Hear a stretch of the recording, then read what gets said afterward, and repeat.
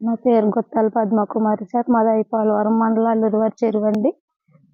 నేను ఇలా డ్వాక్రాలో చిన్న విషయం వచ్చింది సార్. అందులో అమౌంట్ వాడుకున్నానండి నేను.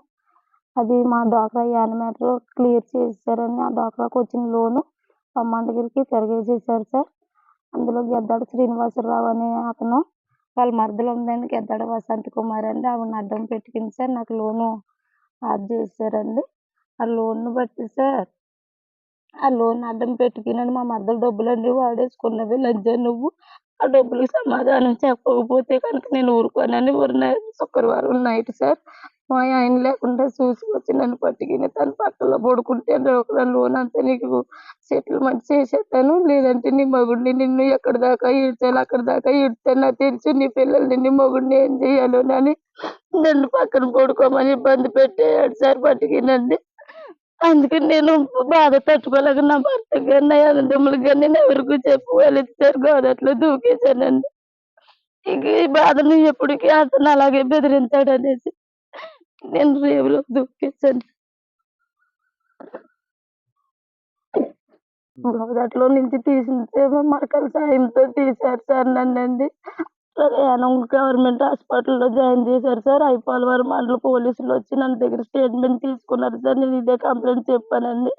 వారం అవుతుందండి. ఈ రోజు వరకు తన మీద ఎటువంటి యాక్షన్ తీసుకోలేదు సార్. తీరా అతనేమో ఇక్కడ నన్నేం చేయలేరు, ప్రభుత్వం నాది, మా ప్రభుత్వం మా చేతిలో ఉండగా ఏం చేయలేరు అనేసి మాకు ఛాలెంజ్ చేసి రోజు బెదిరిస్తున్నాడండి వచ్చి. అతని పేరేంటండి? గద్దాడ శ్రీనివాసరావు సార్. మా గ్రామం అండి అల్లూరివారి చెరువు సార్. ఆ లోన్ తీసుకున్నాను సార్. ఆ లోను నేను తమ్ముడి దగ్గరికి నాకు వచ్చిన 12 లక్షల లోన్ రాశారు సార్. ఆ 12 లక్షల్లో నేను 77,000 బాకీ పడ్డానండి. 77,000 తమ్ముడి దగ్గరికి సెటిల్మెంట్ చేసేసానండి. అది ఇప్పుడు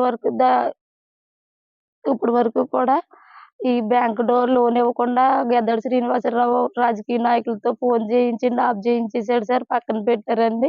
నన్ను దానికోసం రోజు హింసించేస్తున్నాడు సార్. అది లోన్ కూడా రానివ్వకుండా ఆఫ్ చేయించేసండి. నన్ను నానా రకాలుగా హింసించేస్తున్నాడండి.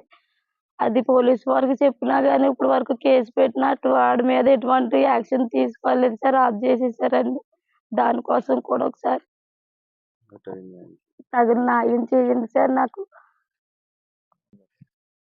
నా పిల్లలకి, నా భర్తకి తన వల్ల ఎటువంటి హాని చేయకుండా నాకు సహాయం చేయమని మీడియాను కోరుతున్నాను సార్ నేనండి.